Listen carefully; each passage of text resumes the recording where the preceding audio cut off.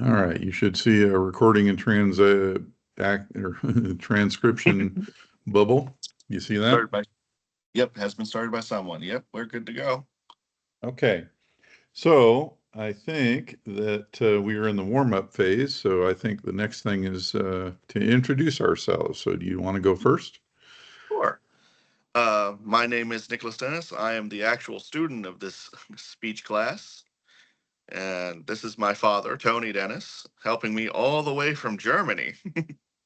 Indeed. Uh, so we're up to fun facts. Well, let's see. Fun facts.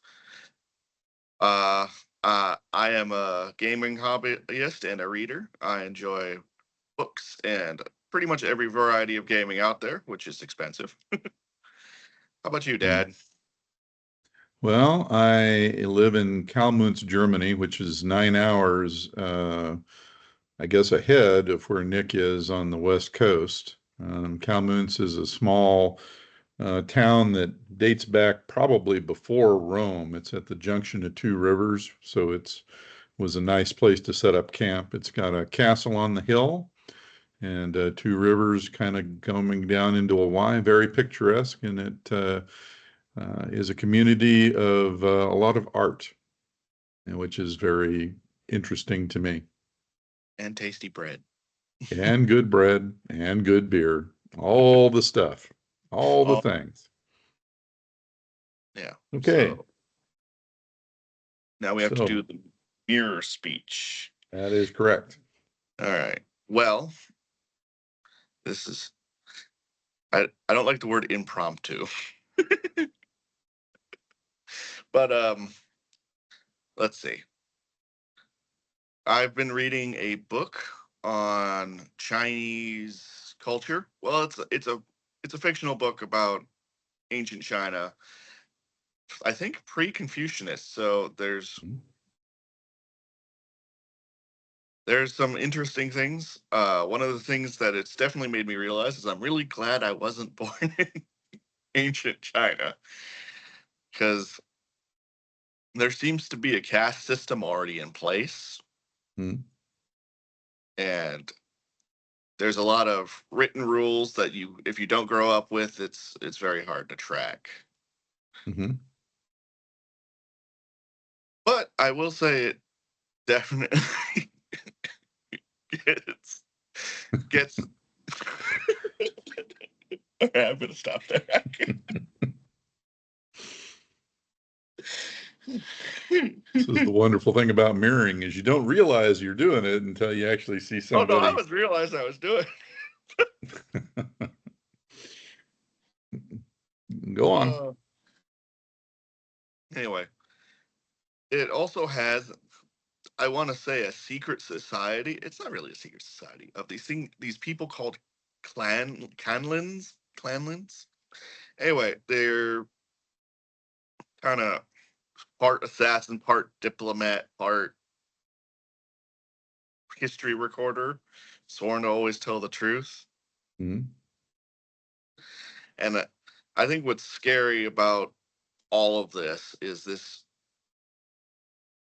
they're talking about the first dynasty and the third dynasty like it's ancient history, and we think of where they're at as ancient history. Just just history marches on, and there were archaeologists before Mm-hmm. what is it, the 1870s, when the English first started doing it. I think it was before that, but yes. Yeah, Okay, that's probably enough of a short speech. yeah. I think you'd like the book. It's pretty Well, interesting. I am interested. You gave a good speech on it, so you should send me the title. Yeah.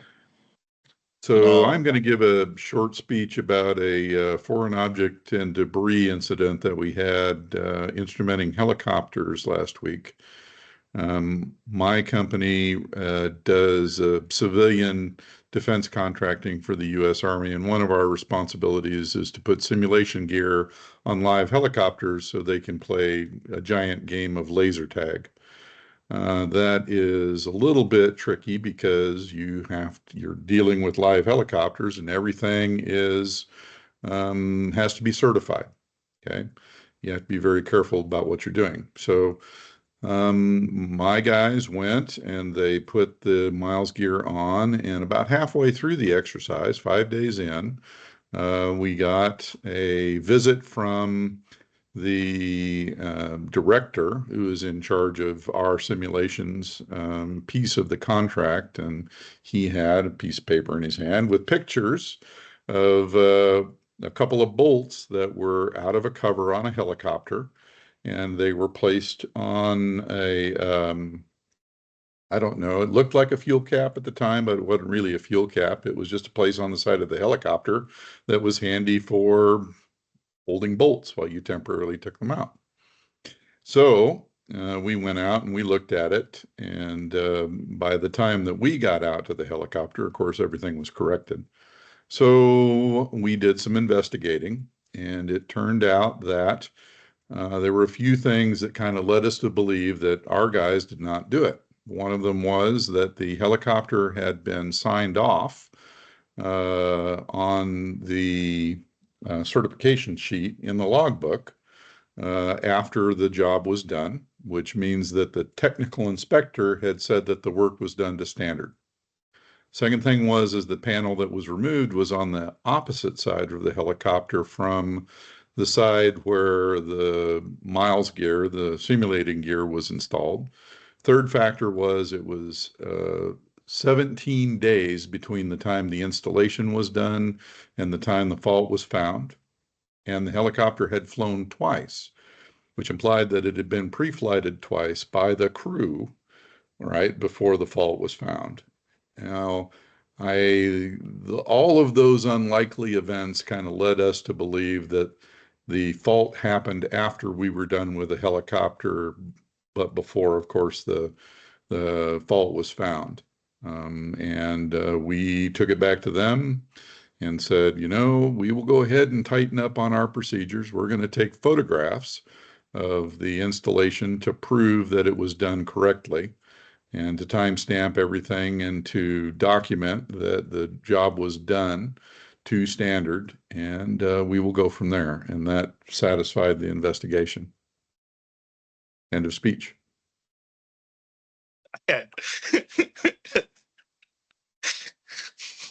You were emphatic nod. Emphatic nod.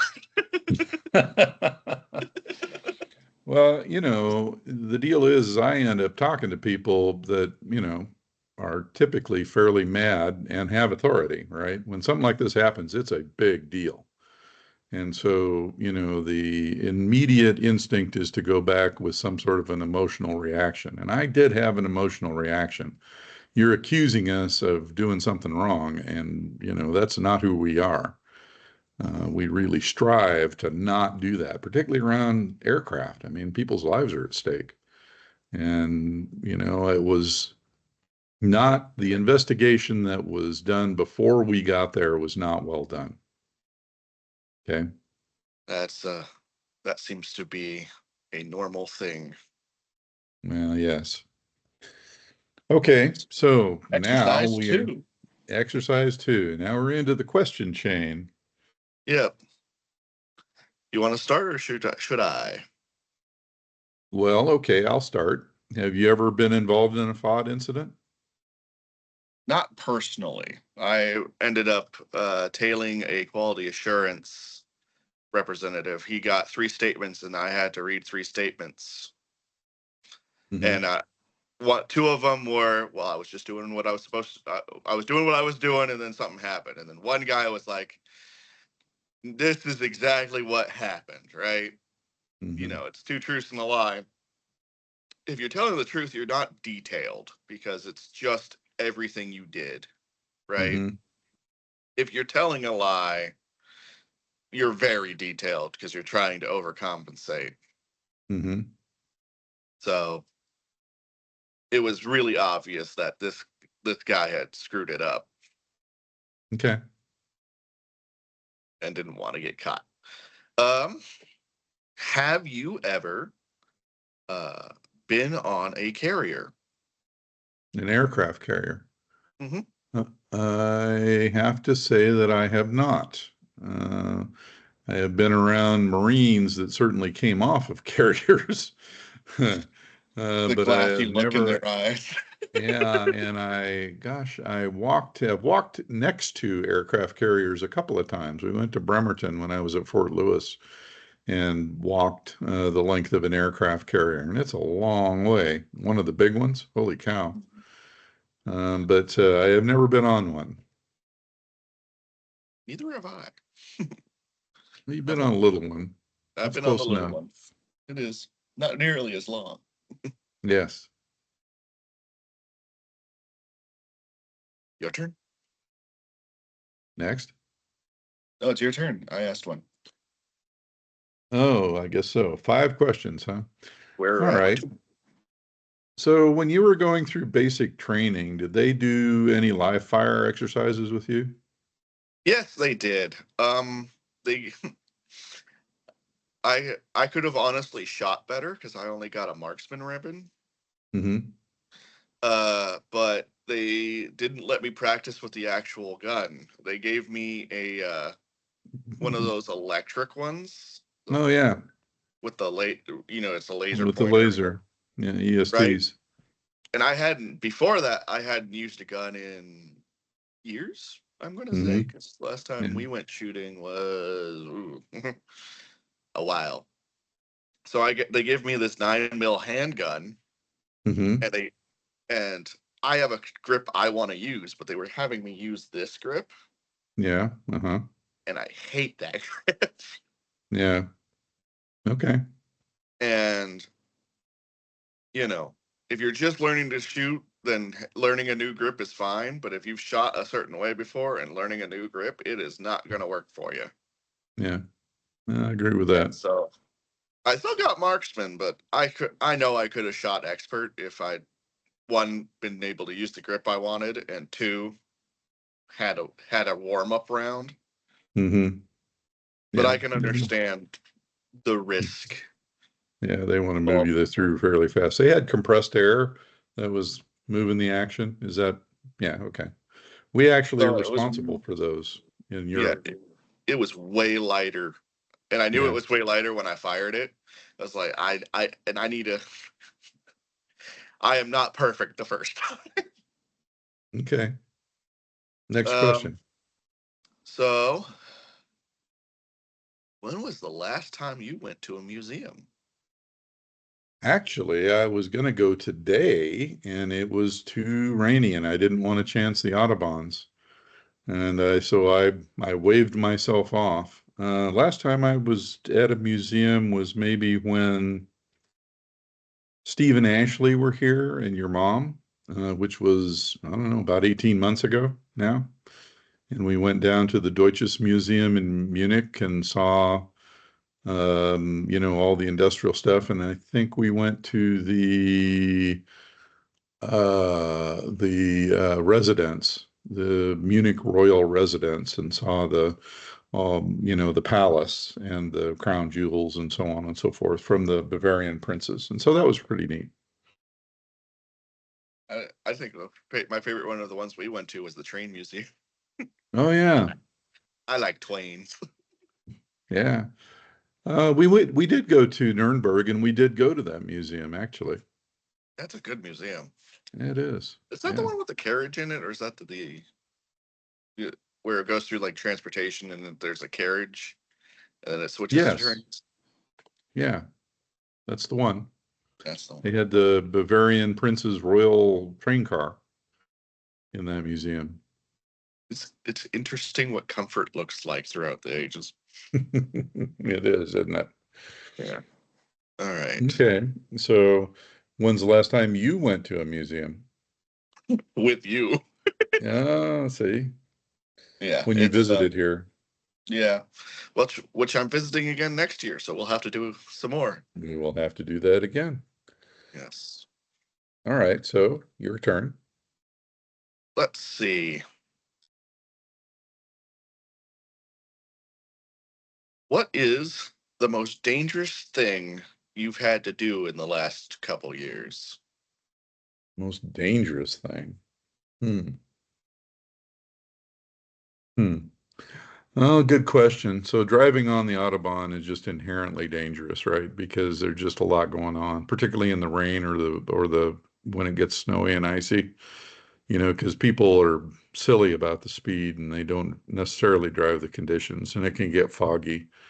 And particularly the first rains in the fall after the summer, there's oil on the road, and then you get that layer of water on top of it, and it's just really it's bad, and people don't think it's bad. Yeah, exactly. Probably second most dangerous thing is driving on the tank trails. Oh yeah, probably. There's tanks on the tank trails. And those guys don't see you very well. Well, And so they're you not just got to supposed to see be, very well. yeah, they win. In any condition where there is a conflict, they win. So Yeah, you just got to be real aware. believe that was set question 3. Yes. Nah, well, whatever. Well, okay, so when are you planning to come down for Thanksgiving? I'd heard that you had some leave. So I didn't take any leave because I took 30 days in February. Hmm. So, but we generally get some sort of Thanksgiving leave off, Hmm. usually the Thursday, Friday. But if I'm still nights by that point, I will have Friday off. So they might give me the Sunday or the Wednesday. Usually they like to give me the Sunday. So, I should have a 4-day weekend to come give you a hug Or something. and beat me at chess. Yeah, maybe. I don't think so. I don't think I'm that good anymore. Oh, neither am I. I don't play enough. Yeah. That's Your definitely something you have to play more. yeah. Your turn. Uh, let's see. What is a tick during conversation that you see with most speakers? A tick. Yeah. So I see either a circle, so they'll say the same thing three times because they haven't got an original thought, right? I see this in Oh, meetings all the time. People want to get their point across again and again and again. It just drives me batty. Also, people have a tendency to overstate their points. They will run on mhm. when they have made the point and just use different words to make the same point again. It's kind of the same thing, but maybe a little bit different. And finally, there's kind of the voiced pause or a helper word, like kinda. I just used it. I kind of did this, or I kind of did that, or like it worked, or like it didn't work, or then then he, like Filler. that. So much filler. Yeah. I And so the thing you that you I got mad will, at me when I did that when I was young. well, yeah. And so the thing that I will tell people is to bulletize your thoughts and then think about it ahead of time, but get in, get out. Don't circle. Circle The of other pain. bad habit that people have is that they will be thinking about a response about halfway through what you're saying, right? So they're not actually listening to you. They are in their own heads trying to figure out how they're going to get into the conversation. And there is a habit that the Japanese have that's really good, where they will actually pause when they finish speaking for 5 or 6 seconds to allow the next guy to formulate their thoughts in a way that adds to the conversation instead of, jumping Right. right in. Yeah. Those are some of the obvious ones. I notice I have a lot of nervous ticks. Hmm. It's something that you get better at with time as you do this a lot. And it's really useful to do this a lot. I agree. Uh, you will get better and you will get more comfortable with the flow. So I wouldn't worry too much about it. Yeah. Last question. Well, what do you think is your worst tick?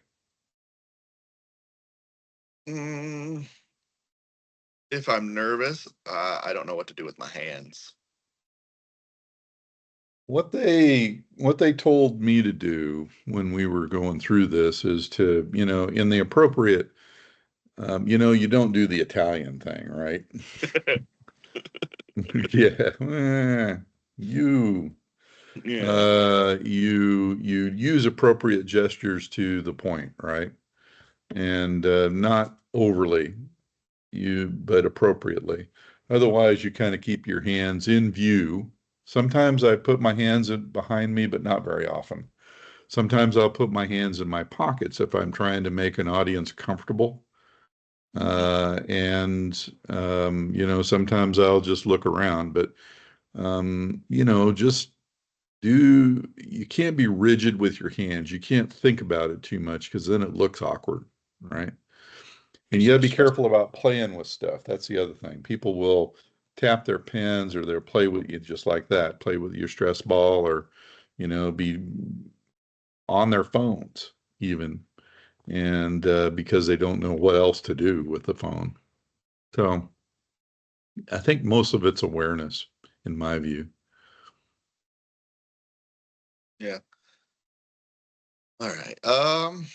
Yeah, yeah, there's me doing a Voiced pause. voice My, pause. my speech and debate teacher used to just rap us on the knuckles for that stuff. Oh, I believe it. I think what's interesting, sorry, not a It's question. okay. Well, I think what's interesting about speech, right, is I'm very good if I'm passionate about this whatever subject, Hmm. but when it's just doing talking about X and X, I really struggle. And I was noticing this because in previous assignments I would have to do talk speech stuff for PowerPoint a lot, Hmm. Yep. and I was noticing that I was very dry. Now, this is even without the visual component, very dry, because I just Hmm. wasn't attached. And I think that's very a struggle for me. So I Hmm. guess my last question is, what do you think your plan is for the next 5 years? Staying there, or do you feel like something's I gonna? suspect I'm here for a little bit, maybe another a year, but it kind of depends on what happens in the PMO office in Orlando. PMO is the project management office, Mhm. and I kind of suspect they're going to pull me into that because they're starting to get thin on the ground. So my talked to my boss about that just briefly when she was out here. We had, this is one of the reasons that she came is order to talk about succession plans. And so she has a succession problem. And so I am part of her succession solution, if you understand that. So we'll see. Could be that, it could be that this government shutdown is going to cause us all to go home, right? So I don't think that that's going to happen, but it could. Well, they're still paying us, so I think you'll be fine. They're paying you with R&D money and construction money, and there is a horizon on that stuff. It doesn't last forever. You're right. Same I'm thing very with us. They're paying us on money that was already allocated and modded onto the contract, and that doesn't last forever. yeah, worrying. But thank you for coming on, Dad. Yeah, Appreciate you're your welcome. assistance. Well, tell me what your instructor has to say. I'm always interested in feedback. You too. All right. Lots of love, and I'll talk to you soon. All right, I will stop the recording. Woohoo. And